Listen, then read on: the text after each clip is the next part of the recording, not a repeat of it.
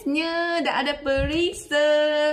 Minum setiap hari kan? Memang best kawan-kawan. Sekarang bukan sahaja kita ada perisa original. Sekarang kita ada perisa kopi dan koko. Lagi penting, yang lagi best sekali ialah dia dah ada sachet. Tak payah satu sudu sudah. So korang yang nak minum untuk pagi, korang ambil je satu sachet, bancuh dan minum terus. So kerja kita akan jadi sangat senang. So water mami hari ni nak minum kopi pula. Okey, kita ambil lah satu sachet keluar dan kita masukkan dalam cawan. Kita bancuh, tengok sedap ke tak. Tadi dah ramai kawan-kawan masuk live senaman water mami bagi tahu sudah sangat sedap mereka sudah dapat sangat happy.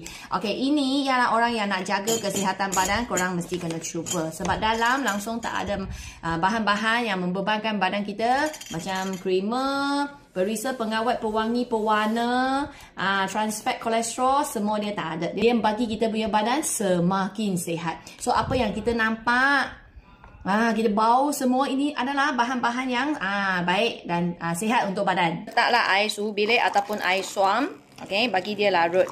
Kita kacau lagi, bagi dia larut. Dah. Okey, jemput minum.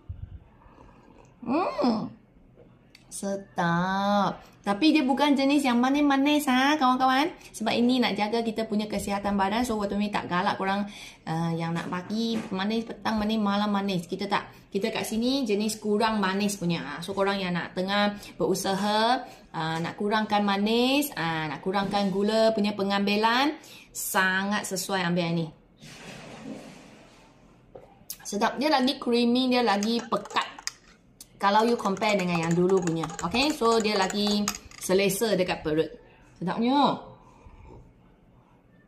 Korang dah gerak ke belum? Sekarang tengah offer. Satu pack, kalau korang order sekarang, hari ni dah last day satu pack ada free satu sachet. Kita akan cuba bagi korang sachet perisa lain. Kalau nak lagi jimat, korang order 3. Kalau order 3, apa-apa perisa saja, kita akan free lagi satu pack. Okay, so satu pack ada 7 sachet. So 7 kali 3. Sekarang kita akan extra lagi bagi satu pack juga yang 7 sachet.